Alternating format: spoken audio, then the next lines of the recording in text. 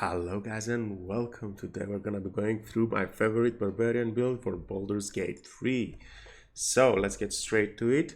These are the stats. You're gonna be changing them at level 10. So I'll explain this down the line, but essentially once you start for the first 9 levels, this is gonna be the build. However, down the line, you're going to be getting 3 options to choose from, and we'll cover everything. For races, I definitely recommend choosing the Half Orc, especially since we're going to have level in Paladin. Half Orc will significantly increase your damage due to their Savage Attacker ability. Alternatively, you can use this build on Karlach, Astarion, Shadowheart, or even Minthara, really. For Feats, you want to be checking out Great Weapon Master because it will, again, increase your damage significantly. Sentinel, because Sentinel is a very cool ability to enforce your enemies to stay and fight you, and Savage Attacker, which will increase your damage a lot. This is going to be a melee build, guys. Now, these are the stats. You want to be primarily focused on strength early on, but at level 10, especially since you get the Pact of the Blade ability as a Warlock, and you also get the Gauntlets of Giant Strength at this point in the game, you can actually forego your strength and just wear the gauntlets or drink potions, like potions of heal giant strength. Alternatively, you can also forego to put points on constitution and equip the Amulet of Greater Health. That's actually a very useful item that you can use. Okay, so let's go through a quick overview of the class and how we're going to be playing the game in the early and mid game, and then we're going to see how it changes down the line. If you enjoyed the content, guys, please drop a like, drop a subscribe. Thank you for watching. Early game, you want to be starting out as a Barbarian. This will effectively give you the most HP, and it will give you access to Rage. Then at level 2, you'll get Reckless Attack, which is very useful, guys. Especially, this helps you crit a lot, but it does make you a little bit easier to hit and be critted a lot more. But you take half damage because you're a Barbarian, right? So it kind of balances out for you. For the enemies, it doesn't. And yeah, at level 3, I would recommend going for a Berserker, but you can go for a Barbarian, the Bear Rage. That's effectively going to make you even tankier. I do recommend the Berserker though, because the damage that it gives you with that extra bonus action attack or the ranged throw is significantly better. Now at level 4, you get your ability score increase, where I would pick Great Weapon Master. At level 5, you get your extra attack. Now at level 6, I would respec and go back to level 1 with level 1 Paladin and then get 5 levels of Barbarian again. And then continue as a Paladin. Now I would do this because you get heavy armor proficiency. I know that you effectively don't want to use heavy armor while raging, but it's good to have the option. And this will also allow you to wear heavy armor gloves and helmets without a penalty. This is how I would do it. It's good to have the option to wear heavy armor, and there is no reason why not to. So, you continue down as a Paladin, and effectively your early game is going to be a lot of attacks with smites. The smites won't do a lot of damage, but you're going to be very tanky, and you're going to be able to dish out a lot of attacks, and you will have advantage on those attacks because you have Reckless Attack, and you're going to be doing a lot of damage. However, the build really kicks off at level 10, where you can actually go 5 Barbarian, 5 Warlock, where you get the extra attack from the Pact of the Blade, and that will essentially allow you to have 3 attacks for every action that you have. And then you can either go down the fighter route, so you can get an extra action surge, but I would recommend going down for Paladin. Why would I prefer this one? Because even though you don't get the best from the action surge, you can use your Warlock spell slots to do smites, which will make up for the attacks that you're losing, and you get it back every short rest. And smites are a really reliable way of doing damage. And since you are a half orc and savage attacker, and you will have great weapon fighting style, so we will go through this build right now. So for abilities, I recommend you put 16 points in Constitution, unless you're wearing the amulet we talked about, where you would dump it down to 8 and put the points in either in Intelligence or Wisdom. 14 points in Dexterity will help you when you're wearing medium armor, and it will help you against Dexterity saving throws, against spells, which is very useful. Then put the rest of the points in Charisma. Again, this is for the level 10 build, after level 10. Definitely pick a proficiency in athletics to prevent yourself from being shoved. Insight, very useful as well. For subclass, you can go either Ancients or Vengeance. Vengeance will give you advantage on some attacks, but you have your reckless attack, so you don't really need it per se. So Ancients is a good way to get AoE healing for your party members around you. It's really up to you and the playstyle that you have. You could even go with Oathbreaker if you wanted. Let's go Vengeance for this. Okay, at level 2 you get another Paladin level. And guys, it's important here to pick great weapon fighting. This works very well with your savage attacks. When you land a critical hit with a melee weapon attack, you deal an extra dice, and then you get to reroll that dice if you have great weapon damage. And you also reroll the smite damage. So it significantly increases the damage because there's a lot of dice that are going to be getting rerolled. For spells, it doesn't really make a difference because you're not going to be using your action to cast spells. You can pick command if you want to and do an upcasted command to crowd control 3 enemies, but it's better to kill them than to crowd control them. And yeah, I'll probably pick something like Thunderous Smite to guarantee a prone, or Searing Smite, or Wrathful Smite. Shield of Faith can be a good spell, but because it's concentration, you don't really want concentration spells, because when you rage, you lose concentration. Anything that says concentration is kind of useless on you. Let's continue with our Barbarian levels. So we pick a level in Barbarian. Again, not a lot of choices when you're choosing Barbarian. It's pretty straightforward. The only real choice is at level 3 and 4.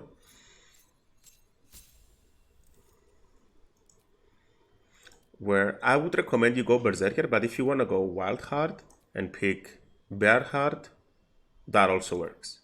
But I definitely prefer Berserker for my runs, especially the Enraged Throw ability is so much more fun than anything else that you can get. Even Wild Magic, it has some cool abilities, but extra attack, Enraged Throw, fun stuff to have.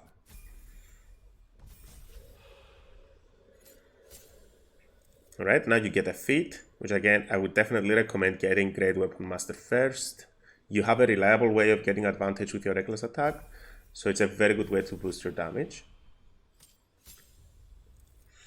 Then at level 5 Barbarian, you get your extra attack and fast movement. Yeah, when you're not wearing heavy armor, you have 10 extra movement speed. Again, you don't want to wear heavy armor unless it's necessary, but you can. If you find something that's really cool, then you can definitely go for it. Then you go for Warlocks, for Warlock levels. If this is a main character, definitely consider picking Friends. This is probably what I would do. Eldritch Blast and Friends. If not, then it's definitely Eldritch Blast and one of the other useful abilities like Mage Hand, Minor Illusion, or...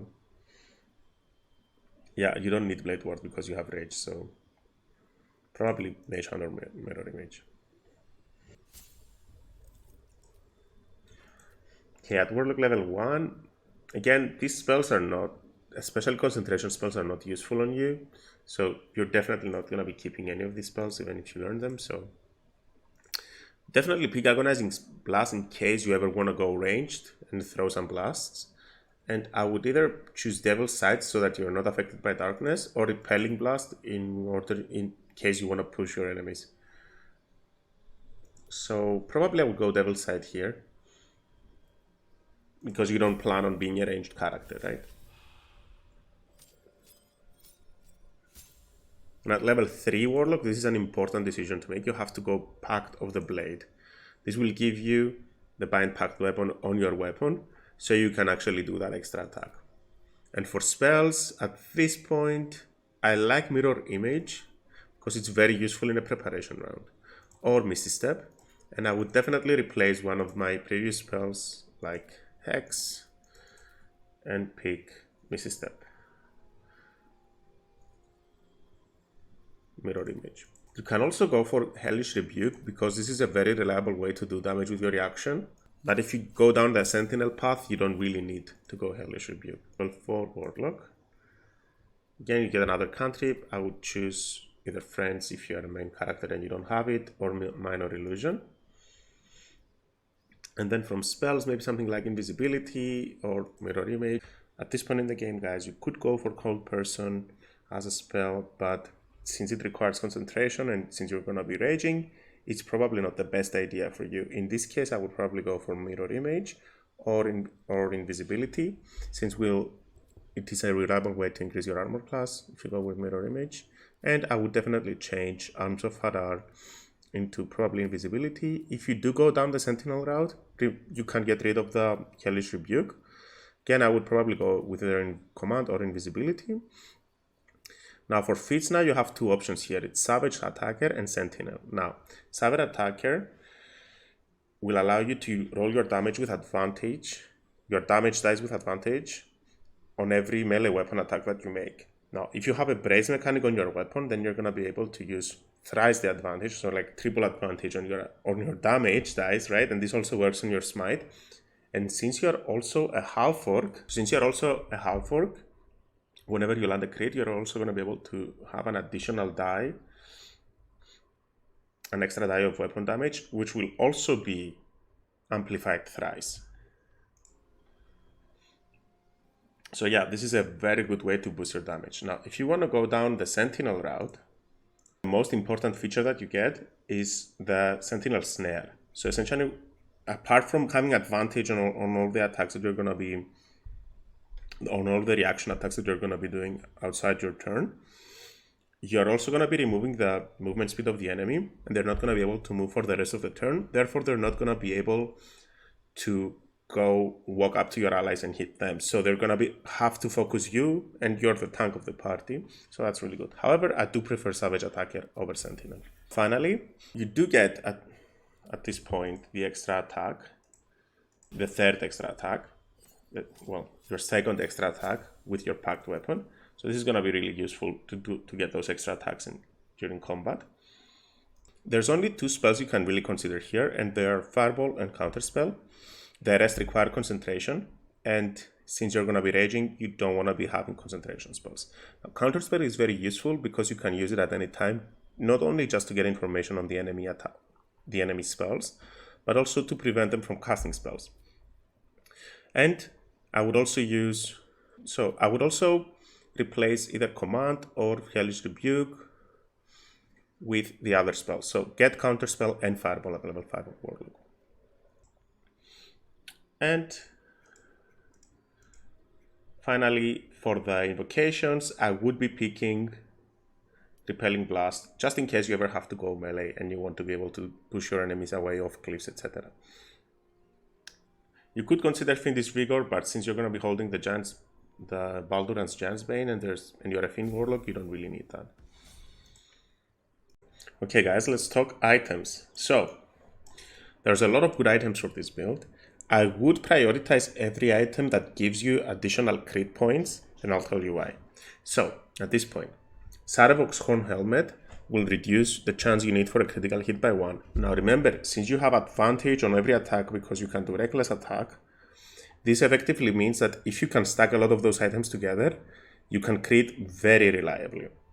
So I do like the Sarevok's Horn Helmet. You can also go though for the Horns of the Berserker to get the bonus to attack rolls, or Helldusk Helmet, or Pyroquickness Hat, only if you go down the fighter route and you want to throw a fireball and get that bonus action attack for free.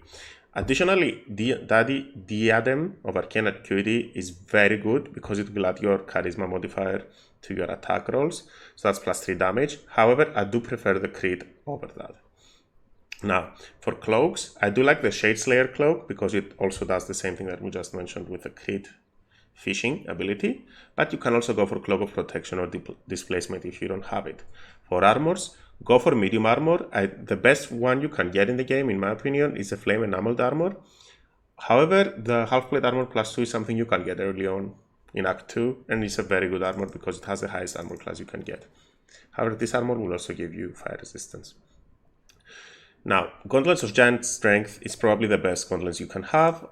Alternatively, you could be drinking Heal Giant potions and wearing the Gloves of Dexterity, and that would probably allow you to wear Armor of Agility as well. or you anti-scale mail. A good alternative option is the Legacy of the Masters, will give you +2 to bonus to attack rolls and to damage rolls with weapons. So since you're going to be using weapons, you can just chuck down a potion of Cloud Giant Strength and wear this, and you're still going to be doing, there's going to be even +17 to hit, as you can see.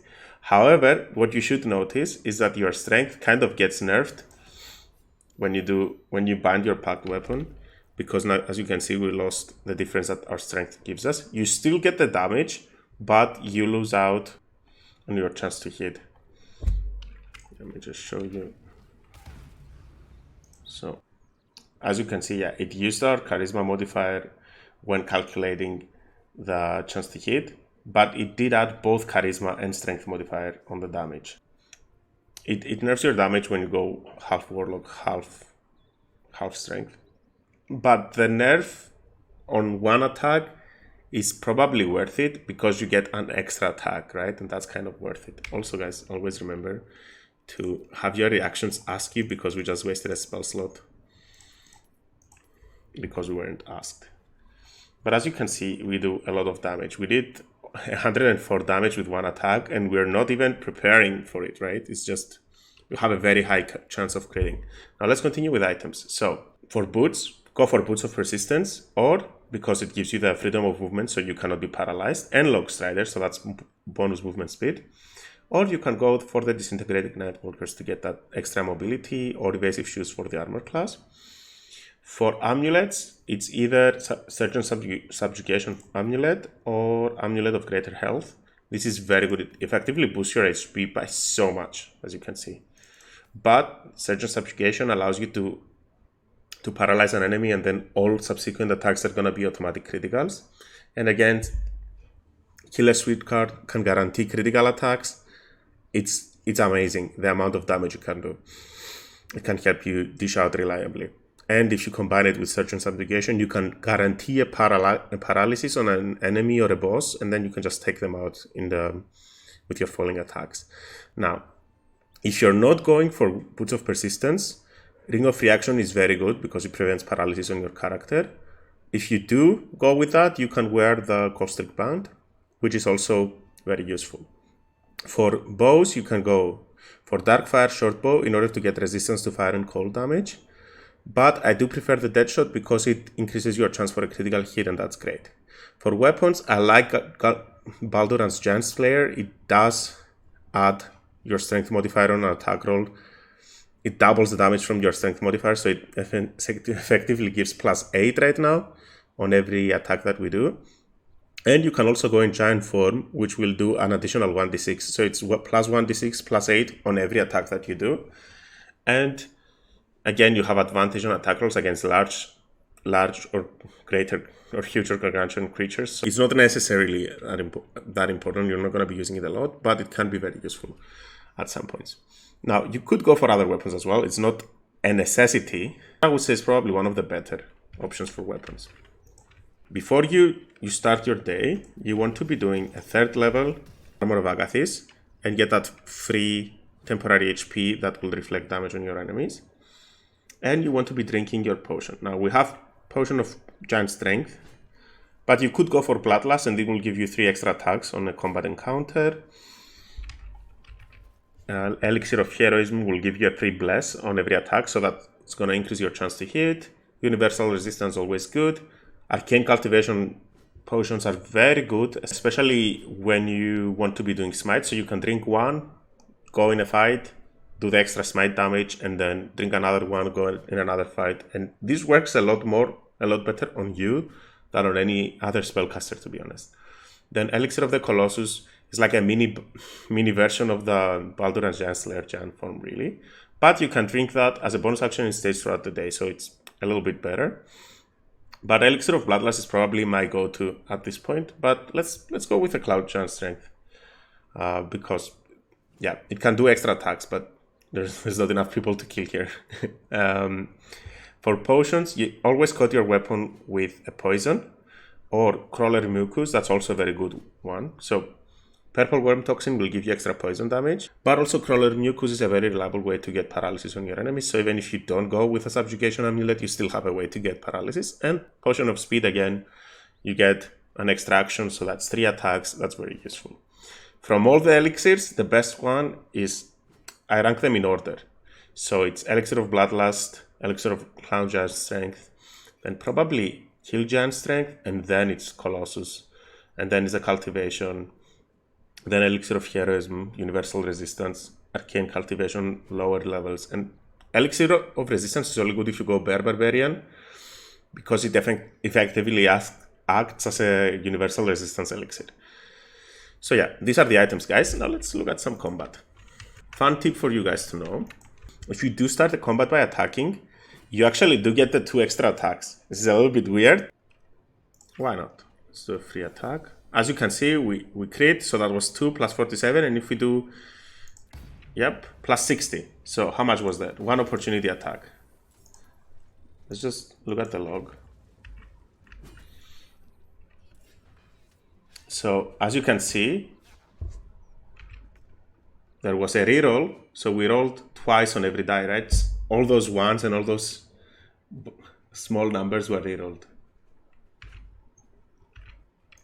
And also on our radiant damage, like all the 1s and 2s were rerolled because of our fighting style, and then we had advantage as well, right?